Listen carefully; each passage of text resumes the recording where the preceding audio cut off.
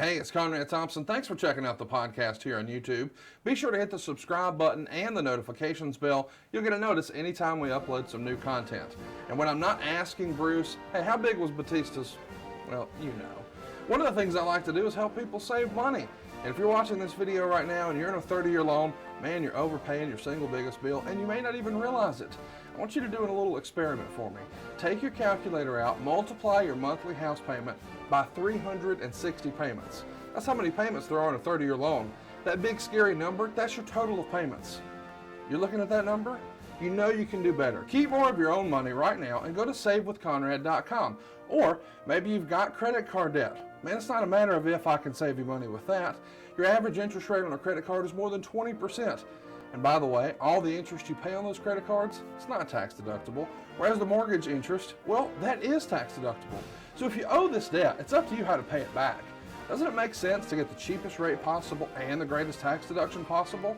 Find out how much money you can save right now for free at savewithconrad.com. You don't need perfect credit. Even scores in the 500s can be approved, and it's no cost out of pocket. But maybe best of all, we're licensed in more than 40 states. We can help more families than ever before. But how much can we save you? Find out right now for free with a quick quote from savewithconrad.com. Well, he won a gold medal with a broken freaking neck. He's a real athlete, so give him your respect. He's got intensity, integrity, intelligence too. Oh, it's true, it's damn true. So if he ever finds you and you're chanting you suck, then he'll douse you in dairy with his big milk truck. And with one angle slam, he'll lay you out on the floor. So listen up, it's time to go. It's the Kurt Angle Show. Hey, this is Kurt Angle, and welcome to the Kurt Angle Show. On the show today, I'm joined by a man who's done it all in professional wrestling and one of the greatest to ever do it. But first, let me introduce to you my co-host, Paul Bromwell. How you doing today, Paul? Kurt, I'm excited. Been looking forward to this for quite a while, and I'm not here to waste any of the demo god's time. Let's jump into it, man. All right, here he is from AEW and his podcast, Talk is Jericho, the man, the legend, the myth, Chris Jericho. How you doing today, Chris? Oh, it's good. I'm glad we finally connected. We were miscommunicating, and I was waiting, like, when's Kurt going to call me? Did he forget about me? Am I not on the show now? I had the wrong email. I'm an idiot. I'm sorry. We made it, baby. We did make it. Well, listen, hey, Chris, we're just going to jump in, man. It's great to have you with us. And I know you and Kurt ran together for quite a long time back in the WWE.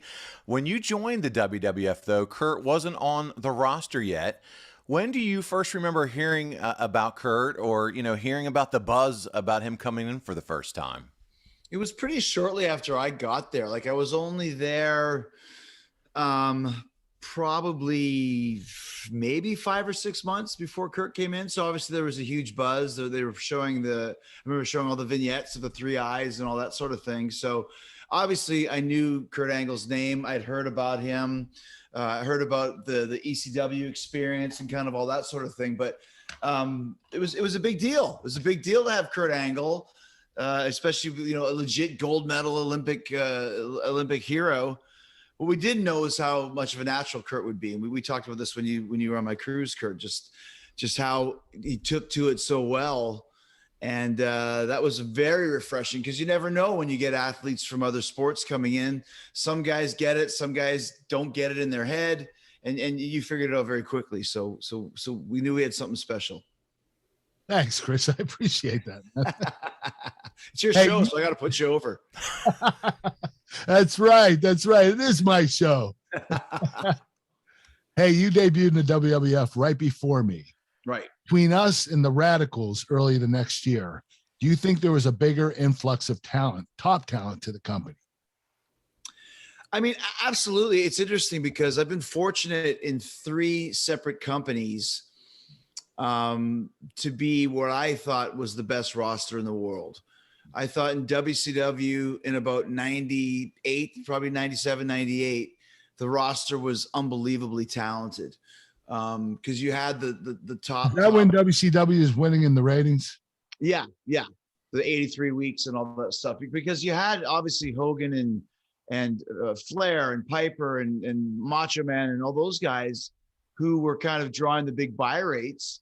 And then you and Hall and Nash and that sort of thing, the NWO. But then you also had me and Dean and Chris and Eddie and Mysterio and Juventud and all of the Mexican guys that they brought in, and all of kind of the random guys from everywhere. So it was a really loaded roster. And then I think we experienced that again in the early 2000s when Kurt and I first started, because I always say there was a legit probably 12 main event money drawing guys. There was me and Kurt and Undertaker and Triple H and Steve and Rock and, you Mick Foley. You can go down the list. You can Kane, but you could take any one of the guys and put them in with anybody. And then when Benoit kind of got to the next level and Eddie got to the next level. And I think we're experiencing that now in AEW, where there's just such a great roster of talent. It's hard to keep up, and you could literally have probably 300 great main event matches right now in AEW as well. So I find that those 3 eras of my career, we were very fortunate. So there was a huge influx of talent, but we all came in at the same time, Kurt, which was great, because I think the main event scene in WWE at the time was getting a little stale, because they had Steve, Taker, Shawn, Triple H. Brett was gone. Shawn was kind of out of it. So they kind of were running it just around those names. And then when we all came in, suddenly it blew up. No, it certainly did. And I want to ask both of you guys this question. I'll start with you, Chris. Having, your first WrestleMania match at WrestleMania 2000, it included Chris Benoit, had to be a big time achievement. What do you guys remember of that match? Well, so Kurt was the double champion. And once again, it's his first WrestleMania. I think he'd been in the company for like 6 months. I was like, what the fuck? How many more belts can they give this guy? Can you give him the women's belt too, and the little people's belt or whatever? So he was the Intercontinental champion and the European champion. So, and here's a story. I probably never even told this one before, but so it was a 3-way match, and whoever wins the first fall wins the first belt. Whoever wins the second fall wins the second belt. And Kurt was in the unenviable position of losing both his titles without being pinned, because I pinned Chris with one, and then Chris pinned me with the other. And Chris won the Intercontinental, and I won the European. And I remember that Chris won first and I won second. I said, it doesn't make sense.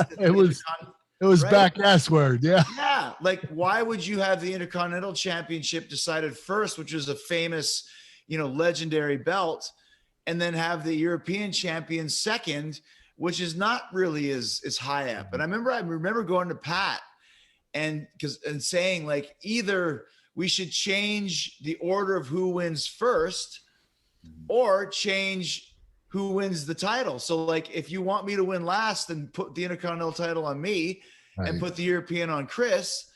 Or if you want it to stay the same, then have me win the European first and have Chris get it second.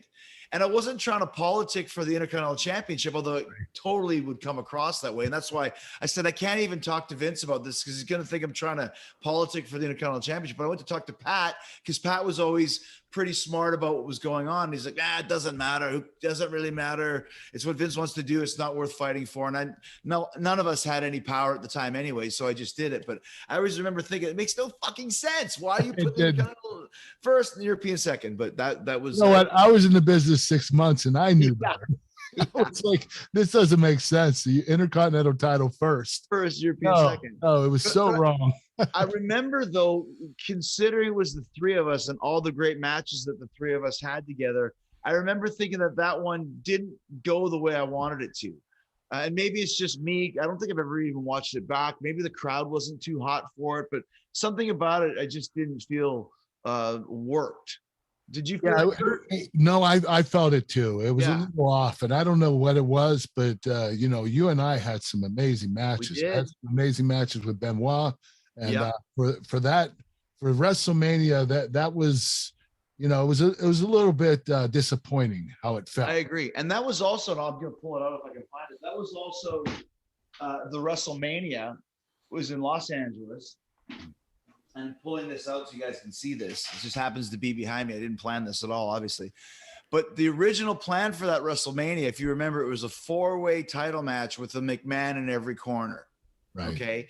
And it was Rock, Big Show, Triple H, and Mick Foley with, Vince, Shane, Linda, and Stephanie with whoever they were with. The original plan for that match was the 4-way was Hunter, Rock, Big Show, and Jericho. And if you think that I'm just saying that because I heard rumors or someone told me, they actually made promotional pieces for the match. And this is kind of like the press kit for WrestleMania 2000 was what they called it. So you can see, like, I was never officially told that I was in the match, but why would I be there if it wasn't true? And there was a billboard on Sunset Boulevard with this exact picture on it. I remember seeing it, driving down going, wow, that's really cool that I'm on that. And then they started talking about the 4 match. I was like, well, I got to be in it. And then I think Vince didn't have, he just didn't have the belief in me, I guess, to put me in that spot yet. So he brought Mick back. That was after Mick had retired. And I think Mick told me that Vince offered him, enough money to pay his kids' college educations. So he came back. But that was the original. And what I was holding up for people that aren't watching was a press kit that has the 4 pictures on there, with mine being one of them. So interesting story to think about, right? Chris, I didn't know that, man. That's pretty amazing. And I'm surprised that Vince didn't believe in you, because when you debuted, I mean, your entrance was freaking incredible. The whole Y2J and, when you first came out, you could tell you were a huge star. And thanks, but the thing about this, and you'll appreciate this, Kirk, because it's so much different now. But there was a lot of politics at that time. And when I say this, it's not from a bitter point of view or an angry point of view. It's just the way it was. So to come in, there was a lot of legit heat between Hunter and myself. Involved China, involved a little bit X-Pac as well.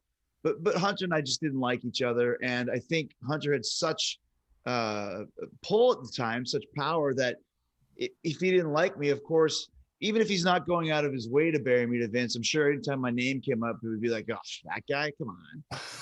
It's just kind of the way the business worked at the time. So I think that might have had a lot to do with it. You don't want Jericho in here. He's not a big enough name. Bring back Foley or see if Austin's available or whatever it may be. And that's probably kind of one of the reasons.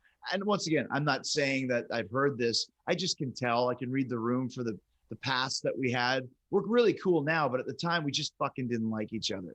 Just didn't work. So that had a lot to do with my standing of where I was at the time. Hey folks, it's time to take your podcast game to the next level. And you certainly want to get your almighty push. My God, we have to have a push, right? We'll get that over to adfreeshows.com. Now, I'm telling you, if you're a fan of Grilling JR, adfreeshows.com has the entire episode library, and it's got no ads. 0 ads, zilch, none. Ad-free and on video starting at just $9. Did you hear what I said? $9. You spend more than that at Starbucks, for God's sakes. 2 mornings. But that's not all, folks. We got tons of bonus content, including my after-hours roundtable, where drinking was involved with Eric and Tony. You simply will not find a better value in all of wrestling. Hey, look, don't make me go red ass, because by God, you know I will. Hurry over to adfreeshows.com right now and sign up. And I thank you.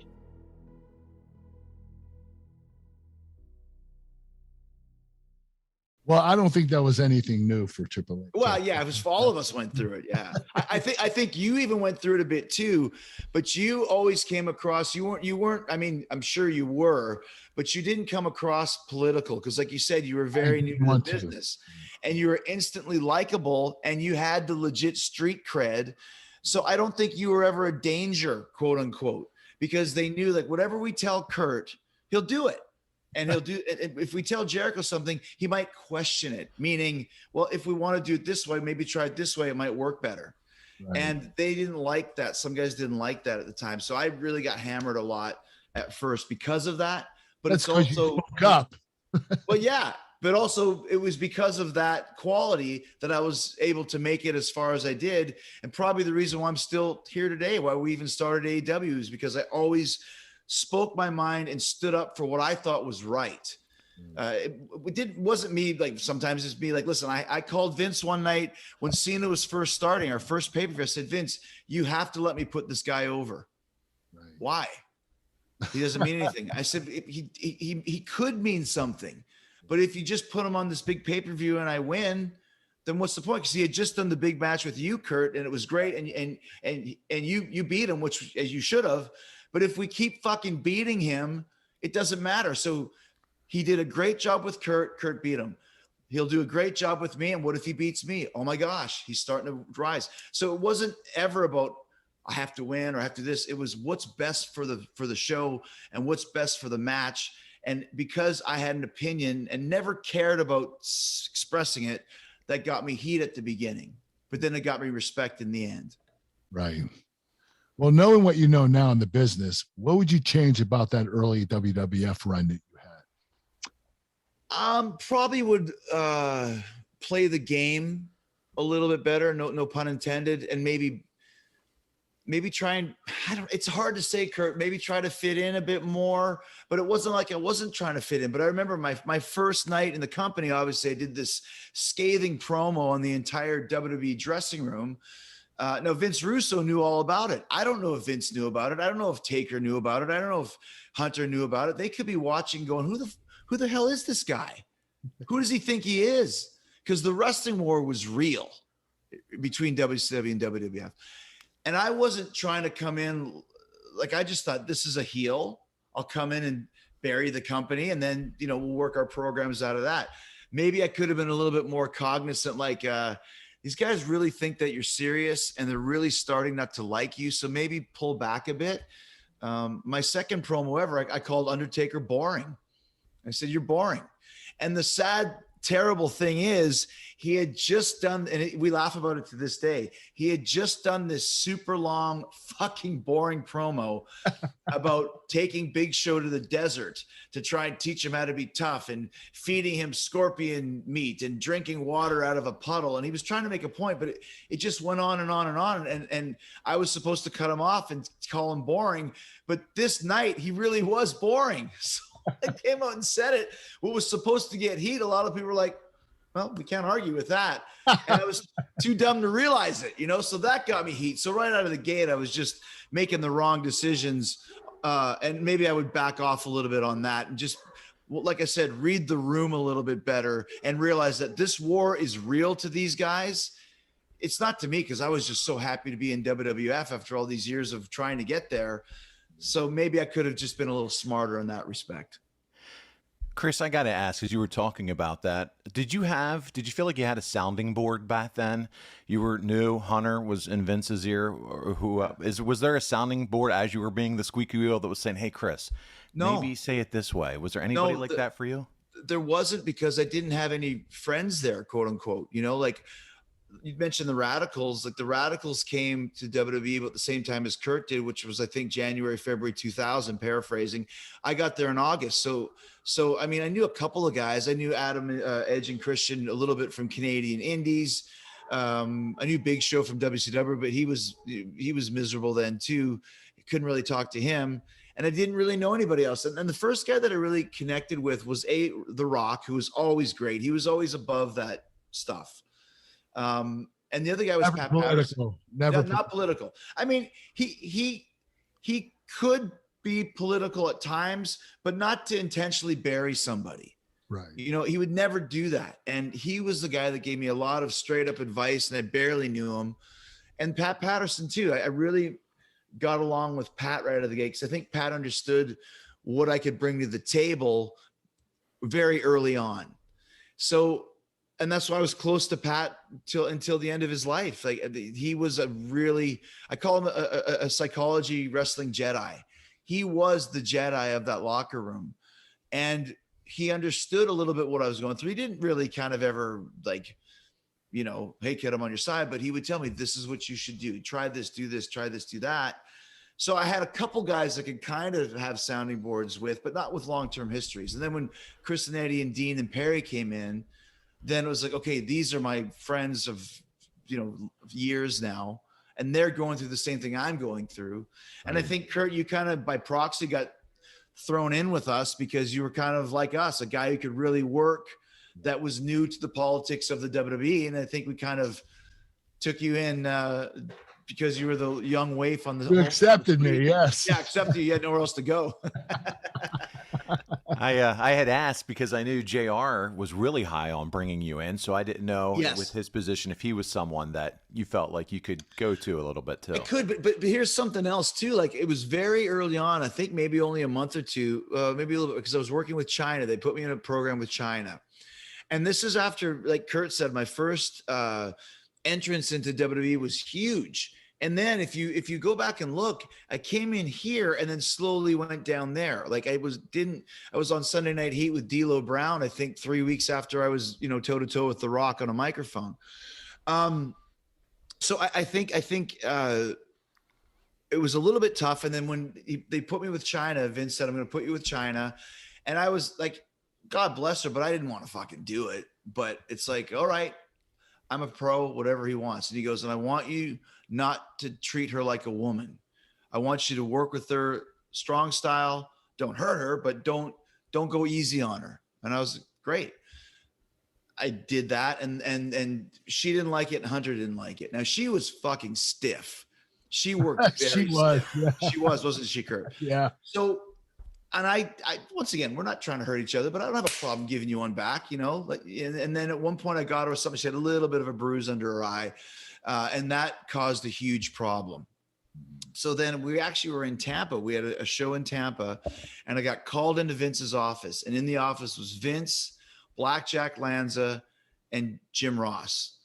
And Vince tore a strip off of me. It was brutal. He said, "You're not worth the paper the contract is printed on." And I was fed a bill of goods when I brought you in, and you're as green as grass.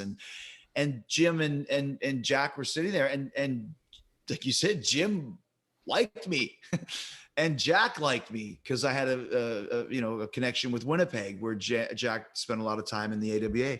They wouldn't say a word. And it was all Vince just hammering me and basically said, how's this for pressure? Right. If you don't have a good match tonight, you're fired. And I'm going to put you with X-Pac.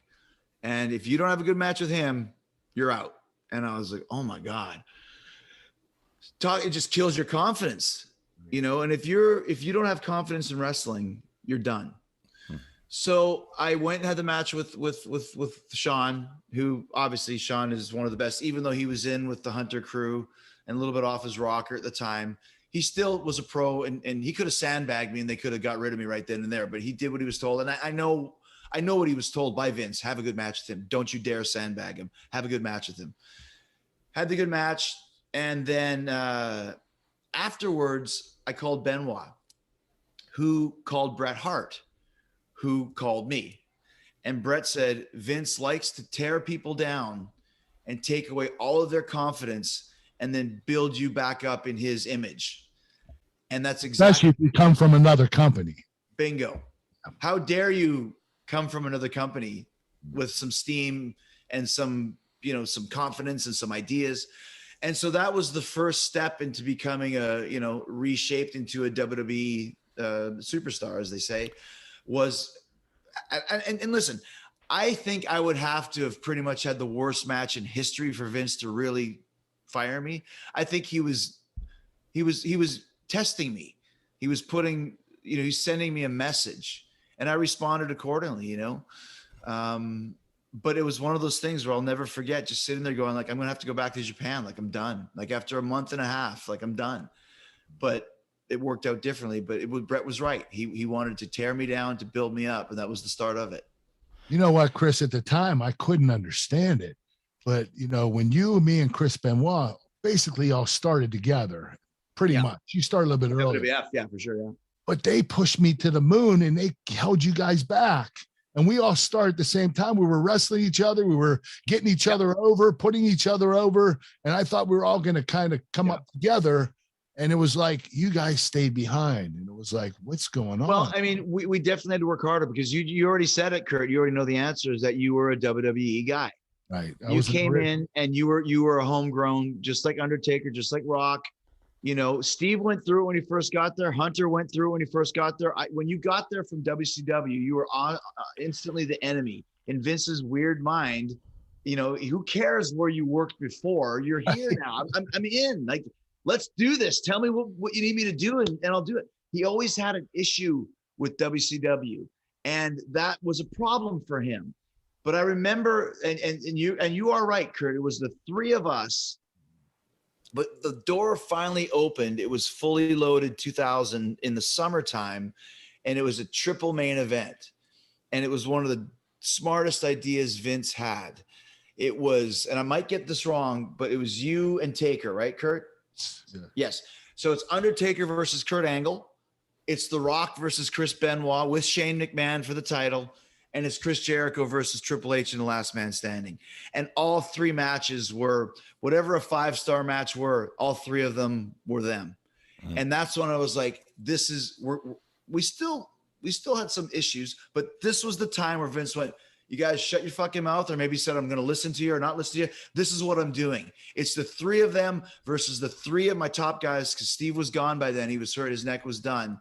And that was kind of where it started to like all the politics got left behind and who's WCW and who's not, because the three of us came through big time. And Kurt, you did get pushed because of being the homegrown guy, right. But that's when nobody could say anything else anymore. Not even Hunter, because Hunter and I worked like the guys that didn't like each other the most. And I think Vince also facilitated a lot of that hatred between us, because whenever we were in the ring, we had a magic match. It was amazing. And I think he did it with Brett and Shawn too. I think he stroked the fires between them, because whenever they're in the ring, it came out on screen. Right. And Vince is the master manipulator, right? So. Speaking of stripping things down, he purchases WCW. He snuffs them out. And it's long been said that's the most money that was blown by the WWF. Do you think they could have done anything differently to fix how that whole transition went down? They could have done a million things differently, but it didn't matter. The thing with WWE, and you can analyze it every day, and Kurt knows what I'm going to say. You can say this should happen. It doesn't matter. It's Vince's company. Pat used to say all the time, it's Vince's ice cream shop. Sometimes he wants chocolate. Sometimes he wants vanilla. Scoop the fucking ice cream. It's like, yes, there's a million things they could have run that Invasion pay-per-view for a year. The Invasion pay-per-view was the highest payoff I ever got in the WWE besides 2 or 3 WrestleManias. I was in 12 WrestleManias. It beat 9 of them. That's how big it was. It was a giant, giant check. And the match, Kurt, you might have been in, I don't remember, but it was a 10-man match. Yeah. There's 10 guys, and I got the biggest. Think about that. How much money did that pay-per-view make to pay the 10 guys in the main event? I don't know anyone else got. I heard it was like the 4th highest pay-per-view buy in the history. Yeah. So what if that was the first one, and then you went going? Vince wasn't interested. He'd been at war with WCW for so long. He bought it. He got a big blow off from it, and he said, "You're done." And that was his goal. He wants to kill it, squash it, end it, done. And that's what he did. Right. Well, you becoming undisputed champion at Armageddon, this was originally slated to be my win. I don't know if you told me. But you have to prove it. You don't have this. Okay. You have to prove it. Hold on. This is what I think happened. The story. I think that Vince was holding you back again. Right. What he did is a month before the pay-per-view, he came to me and said, "Hey, I want you to be our undisputed champion. I'm going to combine the 2 world titles and make you the first undisputed champion in history." So 3 weeks goes by, and about a week before the pay-per-view, Vince comes up to me and says, "Hey, I changed my mind. I want Chris Jericho to do it. He has a lot of momentum right now, and I don't want to end it." And I think this is really when, when he changed his mind about you and Benoit, and he started pushing you guys the way you guys should have been pushed at the beginning. Right. And so he said, "Hey, are you okay with that?" Like, what am I going to say? No, I'm not okay with that. I want to be undisputed champion. Yeah. And I obviously said, "Yeah, Chris deserves it. And I'm okay with it." And it was just funny that he asked me if I was okay with it. Like I was going to be able to stop him from giving it to me. And you wouldn't have been, but it's cool that he showed you that respect. That is cool. Yeah. Because once again, it's Vince's, he can do what he wants. I mean, I remember he sat me down once a couple months before whatever WrestleMania it was and said, it's going to be you and Kevin Owens in the main event of WrestleMania, and you're going to win the title. It's going to be your babyface WrestleMania moment. Because at the time we had the hottest story on the show, Festival of Friendship and all that sort of thing. And a week later he changed it to Brock and Goldberg for the title. And that was it. And what am I going to say? Like, hey, you told me, like, it is what it is. What it is. You can change it. We could be standing in Gorilla, and he goes, "Hey, Kurt and Chris, I'm going to put Paul in there, and Kurt, you're not on the show tonight." You'd be like, "What?" But that's just how it was. Whenever he wants, whenever he wants, whenever he wants. Yeah. And it's a famous story. I've told it before, but I had heard you had told me that you were going over for it, and then Pat mentioned something as Vince talked to you. And I said, no, he goes, well, he's going to talk to you. I was like, okay. And that was about a week before, 2 weeks before. And then a week before that, I worked with Austin on Raw, and Austin beat me. And I said to Paul E., because I always trusted Paul E., because from working with him in ECW, I said, does this make sense for me to lose to Steve if I'm going to be in this 4-way tournament? And, does it kind of take away the possibility that I might win in the fans' eyes? And Paul Eats classic goes, trust me, just do it. Because you're gonna win. He didn't say that though. He just said that, and I was like, okay, well, there's 2 people now, but Kurt told me that. Yeah. And Kurt's not a worker. We called you Canary Kurt because you could not tell a lie. When you were told something, you would say it. And then Pat kind of made a weird illusion, and then Steve made a weird illusion, but Vince still hasn't talked to me yet. So I don't know what the fuck to do. So I'm in catering in San Diego. That's where the pay-per-view was. And this is when Vince used to still eat with the boys. There was a time he would sit around with the boys. I remember. Yeah. Yeah. And he was there with Undertaker, and they were not with me, but I was kind of sitting here, and they were just kind of off earshot, but they knew I could hear me. And to make sure Vince talked louder than normal, like, hey, Taker. Yes, Vince. You know how the business is going down the toilet? How? Because we're putting the title on Jericho. And then he walks away, and I'm like, wow, man.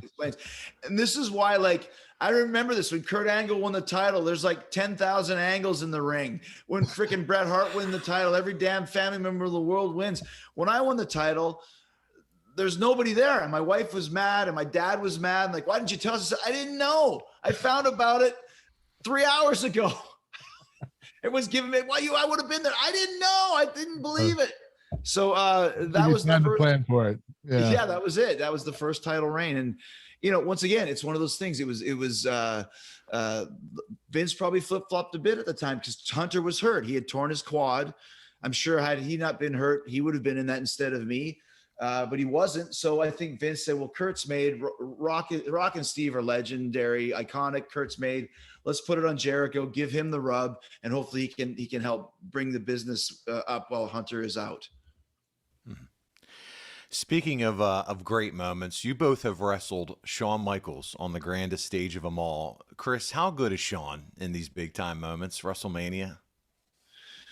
Well, he's Mr. WrestleMania, you know what I mean? And Shawn was a guy that, much like a lot of guys, I mean, Edge went through it, and Punk went through it mentally. Christian went through it. You're talking about guys that were gone from the business and thought they were never going to come back.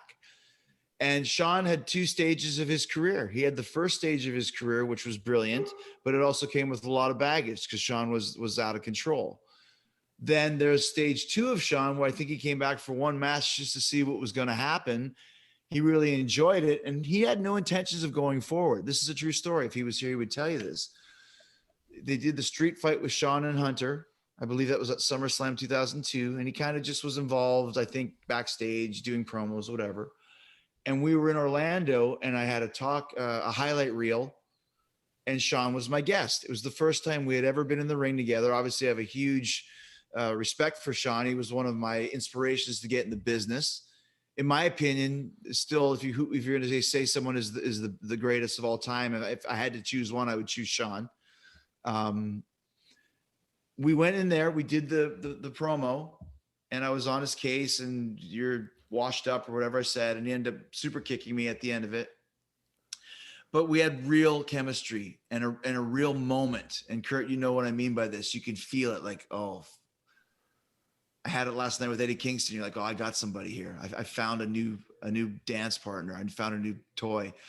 So we go through the curtain and we walk through, and Vince is like, you smell that?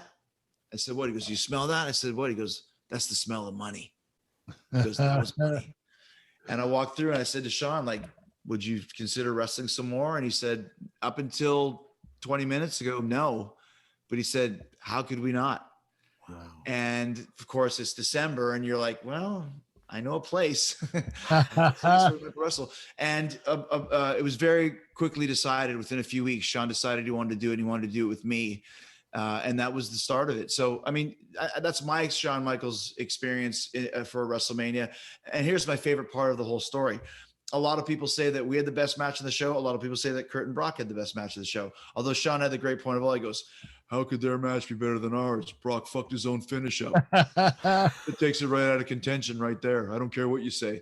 So anyways, so they were two great matches, yours and ours. And those, but whether whoever stole the show, ours was a great match. And I was in Dick's Sporting Goods trying to buy like a Speedo for under tights. You know, you wear a Speedo underneath your flashy tights. Yeah. Yeah. And I was looking through the rack and I was and just like a bolt out of the blue, it was like, I need a piece of paper and a pen. And I went to the girl working at the checking counter. Can I please borrow a piece of paper and a pen? And she's like, well, I don't have any paper, but I can scroll out a receipt, roll it.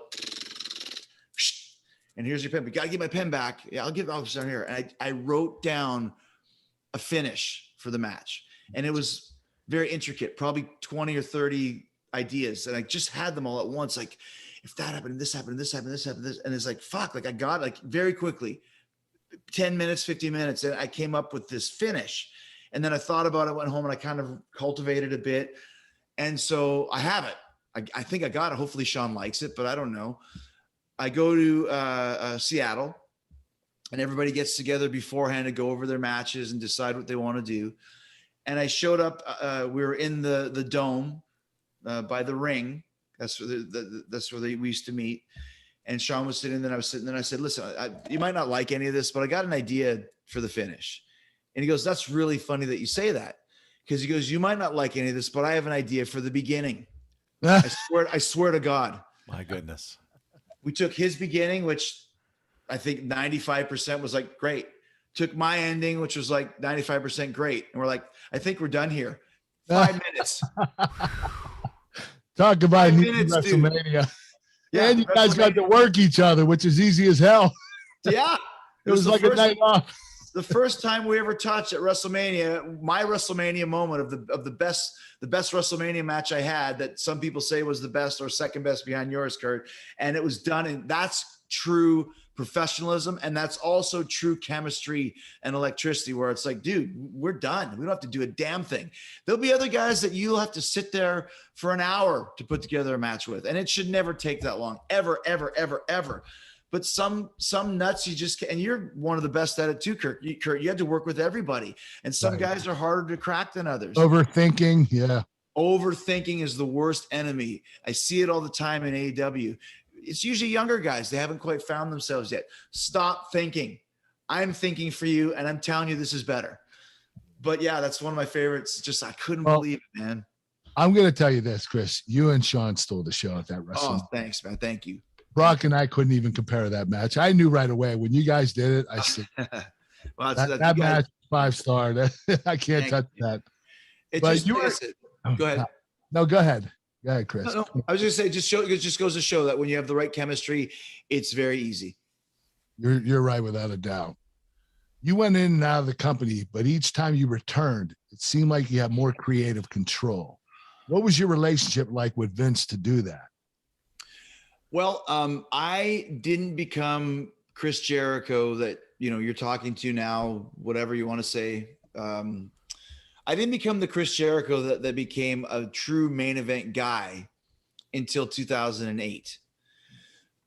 Because I think that's when I finally became what Vince always saw in me from the start, but didn't think I was quite getting it. And that was the suit and tie, slow talking. And once again, who am I with? Shawn Michaels. maybe the best story of my career, if not the best, top 3 for sure. And I'd even go as far as to say one of the best stories in WWE history, because it was supposed to go one night and we ended up going 8 months and settled it for the world title. But once again, that was because I tried some new stuff, and I left in 2005 and I didn't know if I was ever going to come back. I was done. And my contract was over, and Vince and Johnny Ace took me into a room to discuss the next contract. And I could feel the vibe in the air. I could feel they were going to ask for me to take a pay cut or whatever it was. But I was done by then anyways. And I said, listen, before you say a word, I just want to say I'm not going to resign. Why not? I'm done. I'm mentally fried. I'm not going to New Japan. I'm not going to Impact. I'm not going anywhere. I'm done. Don't even say a number, because I don't want you to think this is about money. It's not. You could offer me $1. You could offer me $1 million. I can't do this right now. So I left for 2.5 years. And in that time frame, I really, I wanted to study acting.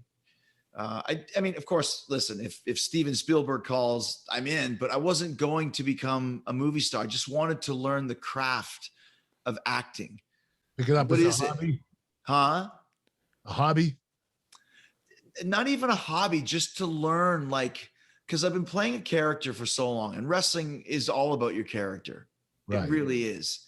So I wanted to kind of deconstruct that and find out what's the crux of acting. What does method acting mean? What does all this stuff mean? So I went to a guy, his name is Kirk Baltz, and he was the guy who got his ear cut off in Reservoir Dogs, Marvin Nash. That was kind of the claim to fame of his, but he was a character actor. And, you know, we'd acted a bit, and we'd done certain things with WWE that put you in a part here and there. You'll do this or do that. But I really, really learned what acting was from studying with him. And also at the same time, because I was spending a lot of time in LA, I connected with the Groundlings. Now, the Groundlings is the most famous improv comedy troupe ever. Will Ferrell was a Groundling. Kirsten Wiig was a Groundling. Phil Hartman was a Groundling. Paul Rubens, Pee Wee Herman was a Groundling. Go through the list. There's everybody. If you're on Saturday Night Live, you've probably been a Groundling at one point or another. And I knew a couple of people that worked there through some WWE stuff that we had done. And I just went there and I said, hey, I want to join. How do I do this? And they said, they kind of put me through the ringer. I was with the Groundlings for a year, and I was never an official Groundling, but I was an honorary Groundling. Because what I did was I would just go in improv, and you're improving. Okay, Kurt and Chris go on stage. Paul, give us a vegetable. Give me a vegetable, Paul. Tomato. Okay, and give me an occupation that Kurt might have. Carpenter. Okay, Kurt, you need to build a house out of tomatoes. And Chris is your assistant who doesn't know how to use a hammer. Go. And there's a theater full of people, and we got to go. There are actually people watching. Oh, yeah, that's it. So I was really good at that. But what I wasn't good at was the basics, because I never trained. So they said, listen, you have the fundamentals. You're great. Obviously, you've improv. Duh, we used to do it every night. Me and Kurt, me and Steve, me and Rock. You'd stand up there for 20 minutes and talk to people after the show and do fun stuff. You need to learn the basics. And that's what I did. So I studied with them. And so when I came back to wrestling, when it was finally time, I understood what acting was. I understood how to drop into a character. And I really understood the art of improvisation. And if you look at what I did from 2008 until now, it was completely different level of what playing a character is, how to connect with the audience, how to make them love you, how to make them hate you, how to be able to flip the script if something isn't going good, if somebody forgets, whatever it may be. If it wasn't for those 2 years, once again, I don't know if I would be at the level that I'm at now, helping to start a whole new company that's changed the landscape. So all of it connected. If you look, it all went the way it was supposed to. And it made you that much better, Chris. It did. Absolutely. Well, thank you. But I felt it. When I played that character, that suit and tie, I was dropped in. That's when I was getting into fights with fans on the street, because they believed that I was legit. This wasn't a guy playing a character. They thought I was an asshole. I fought a guy, 2 people in Victoria, Canada, that was all over the news here. I fought a guy in Greenville, South Carolina. I almost got in a fight with a guy in Madison Square Garden, because remember I used to have to go from the parking lot, which is the dumbest setup. Oh, yeah, through the crowd. You got to park up against this under the parking garage across the street and walk through the crowd. And I got on the elevator, and a guy got on the elevator with his little kid, and he's like, "Hey, it's Garris. Can you sign for my little kid?" And I remember just staring right ahead, watch the numbers. 1, 2. Hey, can you sign for my kid? 3. Hey, look, hey, Jerry, you're not even gonna look at me. And I was like, I'm not looking at this guy. I'm not fucking looking at him, because if I sign for his kid, when I go into the garden, he's going to be going, "Oh, you're booing Jericho, but he signed for my kid." I want this guy to tell everybody, this motherfucker didn't sign for my kid. And he's giving me this. Come on. And I'm just like, I'm not going to touch him. But if he fucking keeps doing that, I'm going to have to. Elevator open, and I walked out, and he's like, "Hey, Jericho, go suck your ass." And people are like, "Yeah, Jericho." And it's like, this is great. I got 200 people that already hate me before I even walked in the building. But it was hard. You've got kids, Kurt. I've got kids.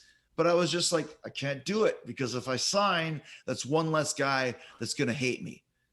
Playing the heel, brother. Yeah. I never had merch at that time frame. Here's the merch that no merch. What? Vince isn't going to like this? I said, I bet you he will. Go talk to him. If he's any problems, he'll tell me. If not, no merch. Hey, the magazine's doing a fashion photo shoot. No. They want you to work. No, I'm not doing anything. Wow. I'm not doing any of it. How are you gonna make money? I'll make my money being in the main event of every single pay-per-view, working every single babyface who needs somebody to work with. And for 2 years, I pulled it off. And this, Kurt, it's hard to become a heel. And let me rephrase that. It's a lot harder to make people like you than it is to make them hate you. But once they start hating you, it's really hard to keep them to stay hating you, because they appreciate your talent, and they start falling in love with your heel character. You're too entertaining, right? So I was able to constantly adjust it. But I remember I was a warped man at the time. I remember coming in the back after the thing and because in acting, you drop in. You become something else. You remember experiences of your past that made you feel a certain way. And then when you get locked into it, you are it. And I remember times coming through the curtain and walking to the back. I don't want to fucking talk to anybody. I need to fucking be alone and get back up to Chris world.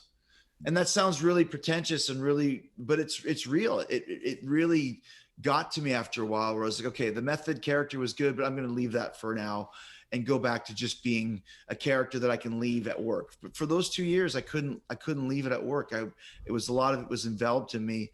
And when I found out, and I'll say one more thing, when I found out that when Heath Ledger died, he played the Joker in the Dark Knight. If you guys have seen it, it's one of the greatest heel performances of all time.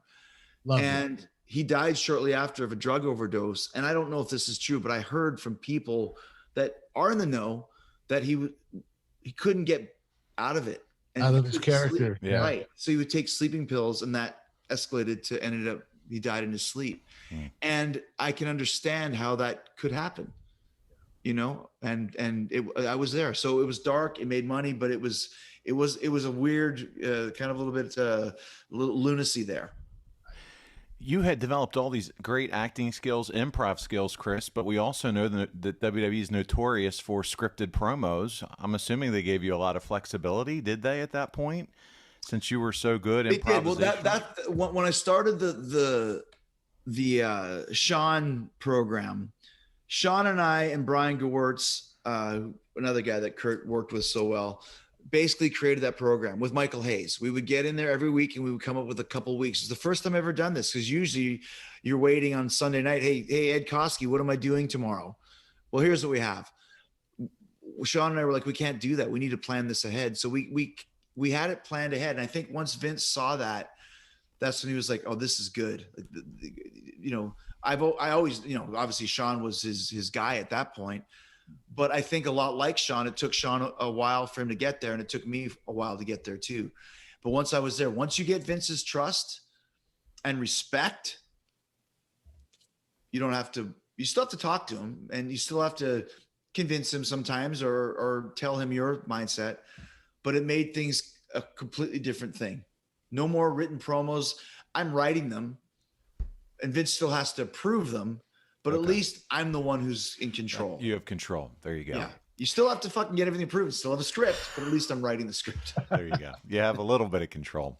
Yes. I got to ask, the last run in WWE, the way it ended, did it sour you on WWE? Yes. And I'll tell you the reason why. I mentioned it before. I was working with Kevin Owens, who was another guy like I said with Shawn or with I mentioned Eddie Kingston, where we just had a brief promo in London. And I remember thinking, this guy's pretty funny. Like, he's got a really good sense of humor. He doesn't look like much because I didn't really know him, but he gets it, you know? And then I saw him work and I was like, well, he's a fucking great worker too. Yes. We did something in London where it was just a random pairing or whatever it was. And I walked out of the ring, and just as we were getting up to the top of the ramp, I said, I'm the GOAT. Cause I used GOAT before anybody else, by the way. I remember I put GOAT on the back of my trunks because I heard it in a rap song. And Vince asked me, what does that mean? I said, it means greatest of all time. He goes, well, that's terrible. He goes, GOAT? I know. I said, I know. I wish it was Rhino or Moose or something, but I said, it's a street thing. Can I just use it? He said, fine, but don't ever say greatest of all time. Just say GOAT and leave it at that. And now everyone's the GOAT. There's 10,000 GOATs. All three of us are GOATs. Yes, there is. But anyways, followed. yeah, I said, I'm the GOAT. And Kevin just kind of faintly said, and I'm the donkey. And he has that French accent. And I was like, that's fucking really funny that he just came up with that on the time. So we started this amazing angle where we came aligned, and this was in August. And I remember saying to Vince, I think we could take this to Mania. He goes, well, that's a long time, Chris. It was actually June. And I said, yeah, but there's chemistry. There's a long way to go. He said, well, let's play it by ear. And lo and behold, we made it to Mania. But it bummed me out because we had such a great story and one of the greatest turns of all time in the Festival of Friendship that nobody saw coming. And like I said, Vince was so into it. He said, we're going to put you guys on as the main event. You know, WrestleMania is 1 or 2 events.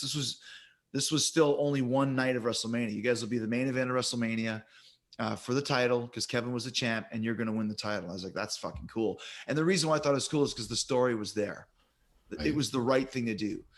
When he changed it to Brock and Goldberg, I was disappointed. But once again, what am I going to do? It is what it is. But what really bummed me out is they put us on second.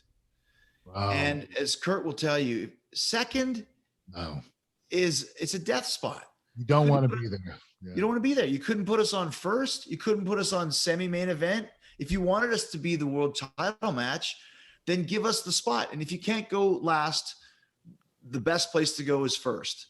And if for some reason first doesn't work, then semi-main event. There you go. Those are your 3 spots. First, second to last, last. And to go on second is a real slap in the face. It really is. And it might seem like, oh, what do you mean, Chris? If you look at any card, second is a hard spot to be in.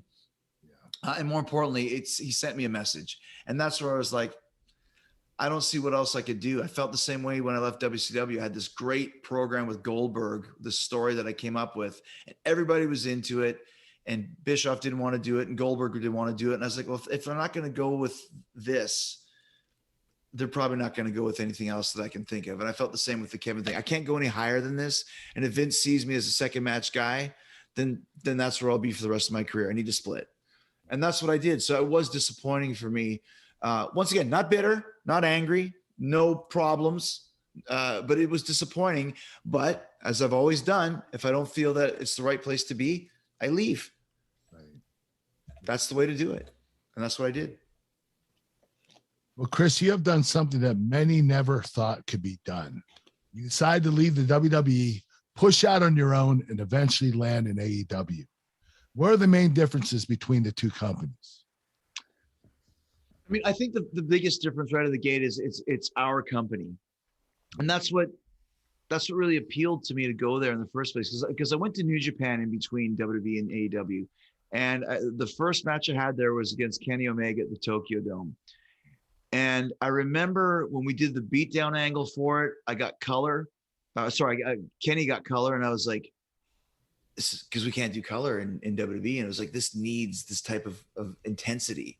Right. Because when you get blood, it's not a bloodbath. It's the intensity that it adds to the performances of the players in the ring and to the people watching. Right.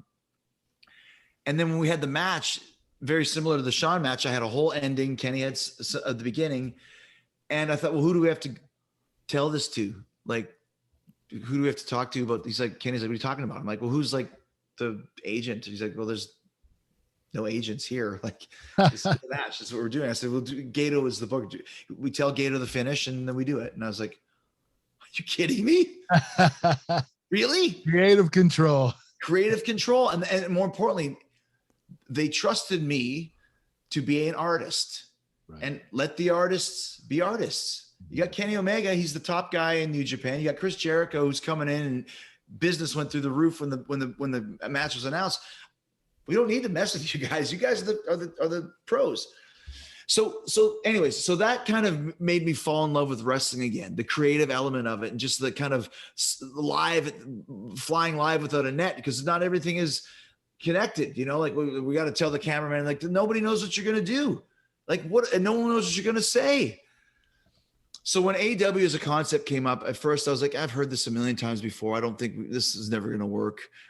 And then I talked to Tony Khan and realized like that we have a chance here, and talked to Kenny and the Bucks, because I got really close with Kenny, the Bucks, and Cody from New Japan. I was there for 2 years before AEW started. And then I thought, this might work. This could actually work, and lo and behold, it got off the ground really quickly, and we were a part of it. It was my company, because I knew if this works, this adds to Chris Jericho's legacy. If it doesn't, well, then I figure out what I'm going to do, but I really want to take a chance. So the biggest difference is the creative freedom, not creative control. Nobody has that. Tony Khan has never given that to anybody, but the creative freedom to be a pro. Tony gives you the space to be an artist, and it feels like it's our company. And I think the fans feel that too. We're in this together. And my analogy is, I started listening to Metallica in 1984 when no one knew who they were. And I stuck with them as they became the biggest band in the world, until they became, the new Rolling Stones, where everybody loves Metallica. But I'll always feel a special closeness to them and a loyalty to Metallica, because we started it together. And they're very open with that too, with their fans. Like, we remember you guys. And I think our fans in AEW feel the same way. They're not just watching a show, they're part of the show, and they believe in it. And as more people come to watch, there's a different vibe. And that's what it is. We let the artists be artists. There is a much different vibe, Chris. Yes. It's absolutely unbelievable. Having just been part of there myself for Revolution. Now I got to ask you, because you touched on Kevin Owens, and there's rumor that he could have some type of interaction with Steve Austin at WrestleMania. What do you think about Kevin? Do you think he's up for this match? Is there anyone else it should be with if Austin does come back? He's the best guy for the job. He's one of the only guys for the job, because first of all, if Steve does come back, he's going to look like a killer. He's going to be so big and so jacked up. It's going to, he's not going to come back and just be there as like, wearing a shirt and shorts or whatever. You know what I mean? He's been preparing for this, Chris. He's been on a diet for like a year. I mean, you can tell, because he always told me, if I go back, I don't want to go back as anything less as before. And if I'm going to go back, there's going to be so much training going on that I don't want to come back just for one. So maybe he wants to come back for two, or maybe I don't know. Maybe he doesn't come back at all. But if he does, who's he going to work, right? You look and see the guys that are on the roster. He's not going to work with Brock, because he doesn't be getting dumped on his head, and nobody wants to see that. He's not going to work with Goldberg, because you don't want to put those guys from the same generation out there, because I would never work with those. Like, I work with other guys, because we've seen, like, I remember when Matt Hardy came in, it's like, we don't need to see a Jericho Matt Hardy match. We don't need to see a Jericho Christian match. We've seen them. We need to see, Matt Hardy and Sammy and Chris Jericho and Eddie programs. Yeah. Yes. So if Steve comes in, the best guy for the job is Kevin Owens, because Kevin will be able to sell it on the mic. He can go toe to toe with Steve. He's got a comedy element to him that Steve has as well, and will probably really have if he comes back, because he can really use that to his advantage, which Kevin will sell perfectly. Can't do that with Roman Reigns. And Kevin will be able to work with Steve exactly the way that Steve needs and can's work, which can work his best, which is just meat and potato. That's Kevin Owens. Kevin can do some flying and flipping and stuff, but if you ask him, he'll probably just rather punch and kick you in the corner, and that's Steve's whole offensive plan. So I think it's a great idea, and I would love to see it happen. I still don't know. Yeah, and Chris, don't forget Stunner versus Stunner. There you go. Yeah. And Kevin's been using that for a while because Steve allowed him to. So there's your story. You want a realistic story? You got it right there. And Kevin's also a guy that loves the WWF. He grew up, he learned how to speak English from listening to Jim Ross on commentary. I'm surprised he doesn't have a Southern accent. So he's got that too, Well, Chris, how proud are you of the growth of AEW and your growth in the company? I'm very proud, Kurt, because like I said, I feel like we're in this together. At the beginning of AEW, the company was on my shoulders because I was the only really main event level guy there. But I knew early on, okay, I've got about 3 months to make as many stars as I can, to give as many people the rub, because I can't shoulder it for long because it'll crush you. But if, let's reinvent Cody. Okay, let's get Mox in here and get him, because he had reinvent him too. Who's Darby Allin? Let's do a good match with Darby. Let's do Jungle Boy. Let's put Scorpio Sky. By the time that we had done 3-4 months, let's get the Elite established. They don't know who the Bucks are on a national stage, or Kenny Omega. So Sammy Guevara and Santana Ortiz and reinvent Jake Hager. We had a lot of guys really quickly that were helping to shoulder the load. So I take great pride in that. And then now as we move along as a company, Kurt once again knows this, you can't be on top in a company all the time. You can't, because then people get to cycle in and out. Yeah. Got to cycle in and out. So yeah. So then let's get Hangman Page going. Let's bring in Punk and Danielson and Adam Cole and Keith Lee. And let's get Britt Baker going. She's another one. Let's bring in, all of these great names that we've brought in that now people are excited to see, because we're building stars. And there's one thing they know about AEW is we build our stars. Eddie Kingston got made last night after being on the periphery. That to me is I take great pride in that. And as a result, it keeps me fresh and creative and going to where, look what he's doing at 51. I never thought of myself as 51. I thought of myself as a guy that was kind of over with the business.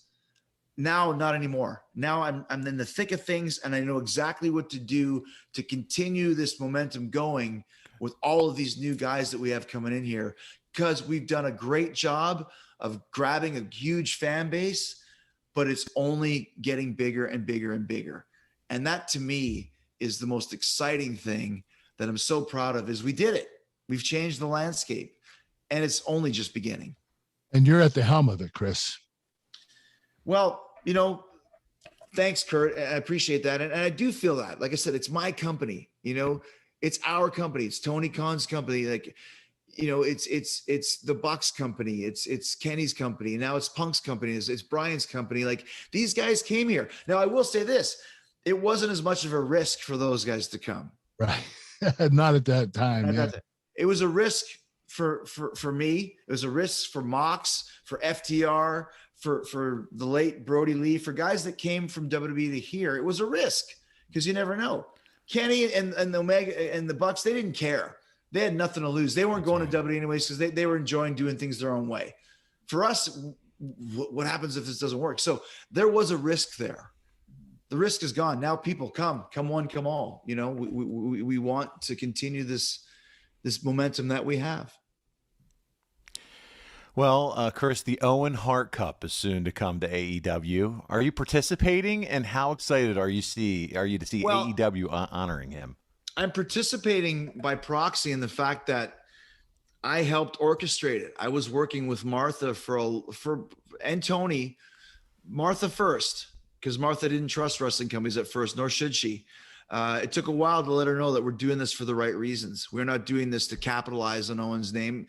And I pitched the idea at first because I don't want Owen Hart's illustrious, amazing, influential, pioneering career to be defined by the last few seconds of his life. And that's what it is right now. Owen Hart, tragic accident, died young. It's terrible. I want people to think of Owen Hart as the amazing, like I said, influential, legendary performer that he is. I'm in the business because of Owen Hart and a few others, but he was the guy for me. And I'm really, really happy that we're doing this. And I'm happy that Martha feels it and Tony feels it and we feel it, and Owen deserves it. Owen Hart figures, Owen Hart, video game character, like all of this stuff is going to happen. And we will now put Owen Hart in the same category as Brody Lee in our company, as a legendary figure who was taken far too soon, but will never be forgotten, ever. And that wouldn't have happened if we weren't able to connect with Martha the way we did. So once again, very proud of that, and very proud of the fact that it's going to happen. And whether I'm actually in the tournament or not, I'm in the tournament until the day I die, just because I'm so excited that we're doing it. Awesome. I feel strongly that saving money is important. You know, if it's not something we worry about now, boy, we are really going to worry about it later. And I want to help you get out of debt faster and do it with cheaper monthly payments. I'm talking to you if you're in a 30-year loan. Now is the time to take years off of your loan. We're routinely helping our listeners cut 5, 10, even 15 years off their loan. And you can do this without perfect credit with no money out of pocket. You've just got to start at savewithconrad.com. Well, I have to ask one more question, Chris. Cody Rhodes leaving AEW. What was your reaction to it? I was surprised at first, but once again, I go back to Pat. When Vince Russo left WWE and just a month or two after I got there, and this is when everyone thought that Vince was kind of the head writer, and it was a real shakeup. It was very surprising. Russo's on Nitro. What? He's on Nitro. Oh no, what's going to happen? And Pat said, I've seen him come and I've seen him go. As long as Vince is here and the guys that are here, he goes, it doesn't matter. And Cody was a pillar of our company when we started. And a lot of people thought that he was the boss. He wasn't the boss. Tony's the boss. He's always been the boss. I think maybe the company changed a little bit for Cody over the last few years, but I was surprised. I really was. But it's business. It happens. You know, he's the first big name to leave AEW to. He's not going to be the only big name to leave. So he won't be the only big name. He won't be exactly. He's not going to be the only name that leaves AEW. And, you know, Danielson's not going to be the only big name to come from WWE to us. Right. So it's just, I am a little surprised. I'd be surprised if he doesn't show up in WWE, and he hasn't yet, but it would seem to me that he's worth a lot to Vince because he's the first one to go there. Right. So it was a little bit of a shock for, you know, a couple hours, and then you realize it's just business. And if he feels that's the right way to go, then God bless him. I thank him for all the work he did in AEW. My first great program in AEW was with Cody Rhodes, and he'll always have his DNA and fingerprints in the early years of AEW. Well, Chris, I wanted to tell you this. I've always thought that Shawn Michaels was the greatest of all time. And I'm not saying this to blow smoke up your ass, but what you've been able to accomplish in AEW and how long you've been able to have this career, I think that you have taken over as the greatest of all time. Wow. Really have, Chris. And I mean that with all my heart. Man. Hey, dude, that you said that on the cruise and it brought a tear to my eye. And dude, that means the world to me, man. It really, really does, because it's something that, you know, and once again, Chris Benoit was a great friend of both of ours. And you know, notwithstanding the last few days of his life, very smart and respectful. And he said, because the respect of the fans is important, but the respect of your peers means everything. It's everything. So for you saying that, man, that means the world, and getting, you know, 10,000 tweets saying it. So, right. You know, and once again, all I ever wanted to do from day one, October 2nd, 1990 until, you know, March 7th, 2022, was just be the best wrestler I could be, and make sure that anybody who pays money to see me do what I do enjoys it and wants to come back. And that's still my goal every single night I go to the ring. And some nights I try my best and it might not click, and other nights it works better than others, but every single night I try to give people something special. And I'll do that until the day that I can't. Well, I know you will, Chris. And listen, I want to thank you for taking the time and joining us on the Kurt Angle Show. I really do appreciate it, brother, and I love you, man. I love you too, man, Kurt. It's always great talking to you. I loved reconnecting with you earlier this year. And anytime you guys need a guest, if somebody big time cancels, just give me a call. You got my right email now. Hey, you certainly gave us something special today, Chris. This was a fantastic time. Thank you so much, Thank you, guys. I appreciate it. Take care, Chris. Take care, Kurt. Talk to you soon, man. All right. Thank you. Wow, there you go, Kurt Angle. What an amazing that might be the best of all that I've been. I was just gonna say this might have been my best podcast yet. Oh, no doubt about it. I got goosebumps. Some of that there. So that was a fantastic show, and I couldn't be prouder to be a part of it. Kurt, sitting right here in Mike Chioda's room. Here I am with all the memorabilia around, and here in Tampa. And but man, Chris Jericho, never at a loss for words, but also very candid. and is going to express exactly how he feels. And just you two together in the careers that you've had, the wrestling matches, two legends, and just a pleasure to be a part of it, man. So very good. Thank you, Paul. Appreciate it. Kurt, let's do what we always do, man. Go ahead, reach back for him. Let's get into it after this amazing interview. Let's talk about your chicken snacks, baby. Chicken snacks and Snack Smart Crispy Protein Bites. One's chicken protein, one's organic plant protein. You can get these at physicallyfit.com. There are 11 different flavors, all incredible flavors. My favorite is actually right now sweet barbecue.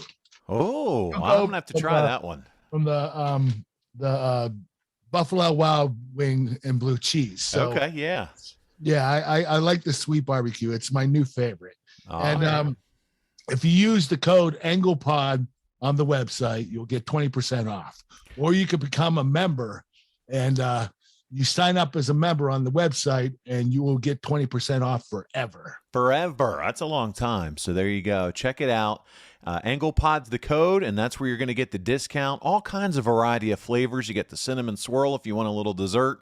If you want some of that, buffalo chicken, or Kurt's new favorite, that barbecue. That sounds all good, man. And it's healthy. You can't beat it. Kurt, tell them also where they can find those cowboy hats and get those cameos, right? The cameo video messages, T-shirts, cowboy hats, milk cartons, birthday cards, you name it. We got it at kurtanglebrand.com. Go there, put in your request, and I'll send it out to you. And we made it very affordable for everybody. The merchandise is very inexpensive, and I did that to show my appreciation to all the fans that have followed me throughout the years. Fantastic. Check that out, kurtanglebrand.com. Also, check out wildcatbelts.com if you'd be one of those in the rarefied air that owns the Kurt Angle Olympic belt, championship belt, that Hero Championship belt, American Hero. It's beautiful. If you have the video, which, by the way, adfreeshows.com, you can get this on video, this entire podcast, and you'll see that beautiful belt. You'll also get to see what Chris Jericho was pulling out of his back cabinet there, that material that he was showing from that WrestleMania where his picture was on it. So I would encourage you, go to adfreeshows.com, sign up today. You're going to get it all early, ad-free, and on video, plus bonus experiences with Kurt and all the other members of the adfreeshows.com. Kurt, I think that's all the stuff we got to pitch today, man. This has been a fantastic episode. I had a blast today, Paul. Thanks for coming on the show with me and co-hosting. Absolutely. On behalf of Chris Jericho and Kurt Angle, I am Paul Bromwell, and we'll see you again right here next week on The Kurt Angle Show. Hey, it's Conrad Thompson. Thanks for checking out the podcast here on YouTube. Be sure to hit the subscribe button and the notifications bell so you get a notice anytime we upload some new content. And go save yourself some money right now. If you're in a 30-year loan or you have credit card debt, it's not a matter of if I can save you money. It's a matter of how much. Find out right now for free at SaveWithConrad.com.